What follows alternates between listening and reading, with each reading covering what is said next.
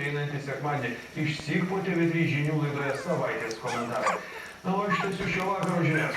Lietuvos bandymus išsireikalauti sovietmečio žalą Rusija atsako ironiškai.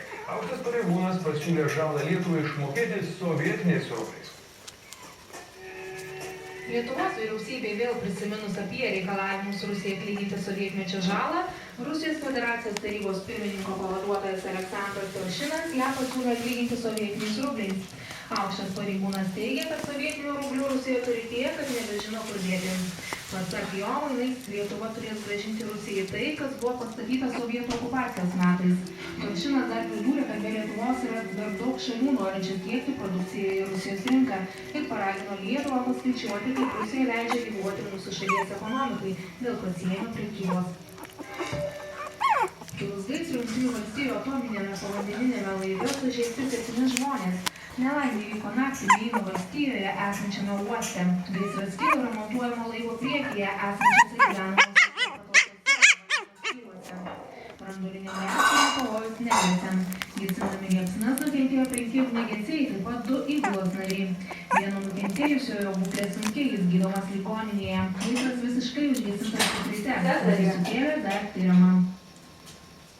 Šią pavakarę būtų incidento Lietuvos geležinkelyje. Apie 17:30 prie Kaišiadorių geležinkelio stoties nuo bėgių nuslydo prekinis vagonas.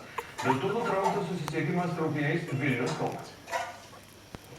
Per incidentą žmonės nenukentėjo, nuo bėgių nuslydęs vagonas yra paliktas ant šono. Jis tuščias. Pasak Lietuvos geležinkelio atstovo, į nelaimės vietą įsiųstas pagalbinis traukinys su kranu, kuris pakels skersai abiejų bėgių nuvertusį vagoną. Pradžioje manyta, kad eismas geležinkeliu tarp Vilniaus ir Kauno bus atkurtas jau 19 valandą.